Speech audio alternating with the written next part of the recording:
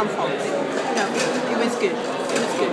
Yeah. Enjoyed the show very, very much. Found it really touching. The young dog, I loved her voice. And I thought the production was excellent. I really enjoyed it, so I would come and see it again if I could. It was a wonderful show.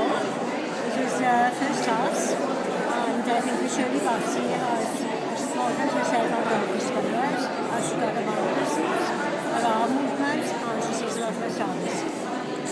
And you enjoyed, yeah? First class, wonderful. But I thought about her amazing is absolutely astronomical. And I think the friendship that she showed with her is typical of the Welsh neighbours and the Welsh feeling people. I thought it was fantastic. Especially at the end. I thought, oh, it was really moving. Well, no, I mean, I loved it all. I shouldn't say especially the end. The end was so moving. It was lovely. Yeah, I thoroughly enjoyed the show. I travelled down from Swindon on a Friday afternoon.